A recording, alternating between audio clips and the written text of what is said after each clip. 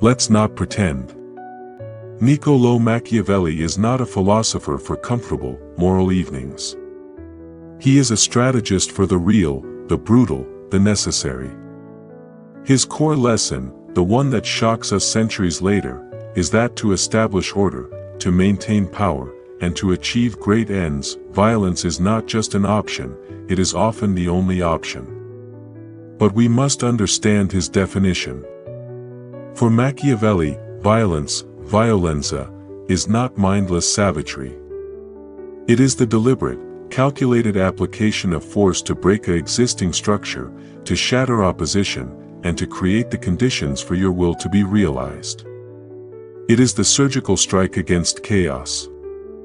And if you think this is confined to Renaissance Italy, you are lying to yourself about the world you live in right now. In our modern corporate landscape, we have sanitized this violence with phrases like downsizing, restructuring, and aggressive consolidation. Machiavelli would scoff at our cowardice. A CEO who must save a company from bleeding out does not have the luxury of sentiment. The violence here is swift, total, and decisive. It is terminating entire departments, not to be cruel, but to save the organism. The leader who hesitates, who tries to be liked by everyone, who allows sentiment to cloud the necessity of the cut, presides over the slow, painful death of the entire enterprise. The violence of the layoff is a lesser evil to avoid the greater violence of bankruptcy, where everyone loses everything. This same principle applies with terrifying clarity to parenting. The weak parent negotiates, bribes, and pleads with a toddler in the midst of a tantrum. They are negotiating with chaos. The Machiavellian parent understands that the necessary violence of a firm no, enforced without negotiation, is an act of creation. It is the force that establishes the boundary. The short-term tears of the child are a lesser evil than the long-term catastrophe of raising an entitled, undisciplined adult who believes the world will yield to their screams. The violence of structure is a mercy against the violence of a world that will later break them for their lack of discipline, in the classroom. The tyranny of the disruptive student is a small-scale model of a failing state. The teacher who seeks to be everyone's friend, who avoids the necessary violence of confrontation, sacrifices the education and safety of the entire class for the comfort of one. Machiavelli's solution is not cruelty, it is surgical removal. The violent act is the expulsion, the detention, the unequivocal consequence that breaks the disorder. This act is not for the benefit of the punished student alone, it is a message to the entire polity of the classroom: order will be maintained. The good of the many is built upon the necessary, targeted force applied to the few who threaten it. Machiavelli's most brutal honesty lies in his warning that this necessary violence must be executed correctly. It must be swift, complete, and then followed immediately by benefits. In business, you cannot make small, repeated cuts. That is torture. You execute the difficult decision in one fell swoop, you absorb the shock, and then you immediately showcase the renewed stability, the new direction, the preserved jobs of those who remain. You exchange the fear of your violence for the gratitude for your foresight. The boss who drip feeds misery is hated. The boss who makes one hard cut and then leads the company to prosperity is called a turnaround artist. Look at the geopolitical stage. Nations posture, sanction, and engage in proxy wars. This is the dithering of the indecisive prince. Machiavelli would argue that a prolonged, simmering conflict is the greatest cruelty. The necessary violence, if it is truly deemed necessary for the security and expansion of the state, must be overwhelming and decisive. A swift, terrifying demonstration of force that crushes the enemy's will to fight is more humane, in a Machiavellian sense, than a decade of grinding attrition that destroys generations and economies. The goal is not to punish, but to win and then rebuild the new order upon your terms. On a personal level, this applies to breaking toxic cycles. The violence is cutting a person out of your life completely. Not with a dramatic fight, but with the brutal, final silence of a blocked number and deleted contacts. It is the violence of severing a limb to save the body. The weak person continues to engage, to explain, to seek closure, pouring energy into a black hole of dysfunction. The Machiavellian individual understands that the only language a parasite understands is the absolute, violent severance of its food source. This act is cruel only from the parasite's perspective. For the host, it is the first act of true freedom. In startup culture, this is the pivot. It is the violent murder of your own original idea. You're darling, because the market has shown you it is not viable. The founder who falls in love with their initial concept and refuses to kill it when the data screams for its death is a sentimental fool. They will burn through capital and human passion on a corpse. The necessary violence is to take the axe to your own product, to your own team structure, and to build something new from the rubble. This is not failure, it is the application of force to reshape reality to fit the necessary path to survival.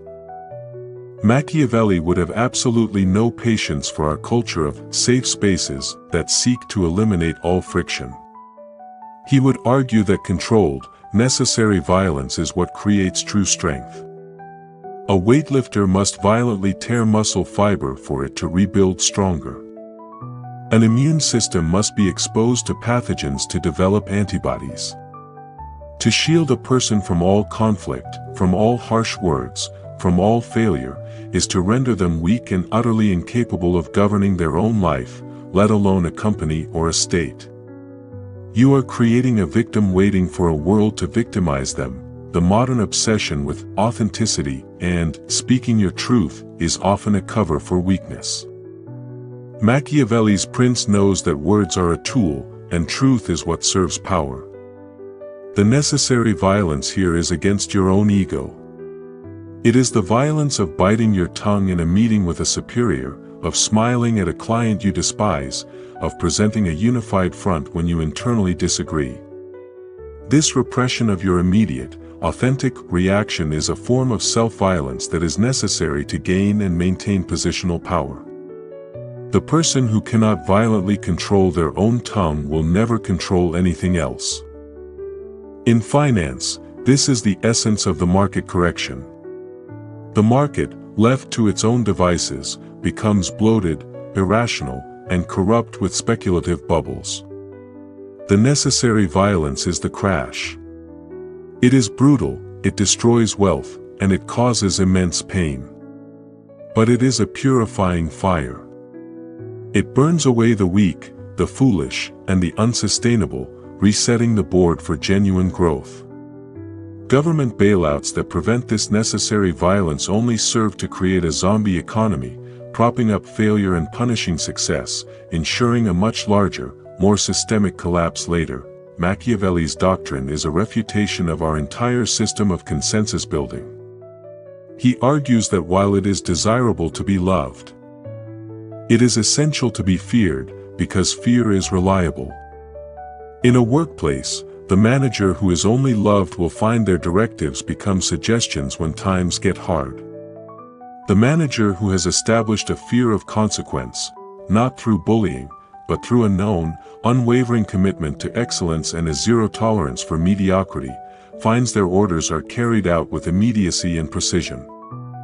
Their violence against sloppiness was a one-time investment that pays perpetual dividends in efficiency. This extends to personal discipline. Going to the gym at 5 a.m. is an act of violence against your weaker self. Choosing the salad over the pizza is a small, daily application of force to shape your own character. Denying yourself instant gratification for a long-term goal is the internal governance of a prince over his own principality of desires. The person who cannot wield this microviolence against their own laziness will forever be a subject to their impulses, never a ruler of their destiny. In the realm of information, we see this played out as censorship and deplatforming. Whether you agree with it or not, recognize it for what it is, a modern application of Machiavellian violence.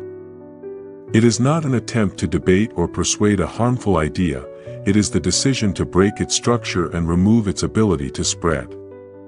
The platform that banishes a voice is not making a philosophical argument, it is applying force to eliminate a perceived threat to its ecosystem. It is the digital equivalent of exiling a conspirator from the city-state. Machiavelli warns that the greatest danger is not in being too violent, but in being half-violent. This is the manager who threatens layoffs for months, creating a paralyzing atmosphere of dread and resentment, only to never follow through, destroying their own credibility. This is the parent who screams threats they have no intention of carrying out, teaching their child that authority is a bluff. This half-measure is true cruelty. It inflicts all the fear but provides none of the clarifying stability that follows decisive action. In romance, the necessary violence is the clean breakup. The kind that offers no false hope, no maybe in the future, no ambiguous lingering. The violence of absolute finality, while painful in the extreme, is a gift. It allows both parties to truly grieve and then rebuild. The weak person ghosts or slowly fades away, a cowardly and protracted violence that leaves the other person in a torturous state of uncertainty. The Machiavellian understands that a single, definitive act of emotional violence is more merciful than a long, slow death by 1,000 cuts. Our legal system is, at its core, institutionalization of necessary violence. It is a monopoly on force designed to prevent the chaos of private vendettas. A prison sentence is the state's calculated, violent removal of an element it deems destructive to the social order. The judge who issues a lenient sentence to a dangerous individual out of a misplaced sense of compassion is not being kind, they are being violently irresponsible to the citizenry they are sworn to protect. They have refused to apply the necessary violence, thereby unleashing a greater, future violence upon the public. In technology, disruptive innovation is a form of market violence. Uber did not ask the taxi medallion system for permission. It used technology and capital to break it. Amazon did not negotiate with brick-and-mortar retail, it rendered it obsolete. This creative destruction is the essence of Machiavellian necessity. The innovators understood that the old order would never yield peacefully. It had to be violently dismantled. Their focus was not on being fair to the old guard, but on building a new, more efficient empire upon its ruins. Ultimately, Machiavelli forces us to confront the hypocrisy of our own judgments. We condemn the violence of the tough boss, the strict parent, or the decisive leader, while blissfully enjoying the stability, prosperity, and order that their difficult decisions create. We are the beneficiaries of their applied force while clutching our pearls at the method. We want the security without acknowledging the blood, sweat, and tears that were necessary to pour its foundation. So, the question is not whether violence is necessary. The question is, do you have the courage to wield it correctly? To be the one who makes the hard call, absorbs the hatred, and bears the weight of being called a monster. All because you understood a simple, brutal truth. Sometimes, a controlled burn is the only way to prevent a catastrophic wildfire. Sometimes, the surgeon's blade is the only path to health. To refuse this reality is not moral superiority, it is a luxury paid for by those who are willing to get their hands dirty to build the world that keeps you safe. The choice is not between violence and non-violence. It is between the violence you consciously, deliberately apply to shape your world, and the unconscious, chaotic violence that will inevitably shape it for you. Of course, we move past the obvious. The next truth is far more subtle, and far more dangerous for a leader to ignore. Machiavelli dedicated entire chapters to a leader's greatest vulnerability, the flatterers and the inner council. Subscribe now. Learn how to tear down the palace of lies and build your council of truth. Your next critical decision depends on the advice you get. Make sure it's worth hearing.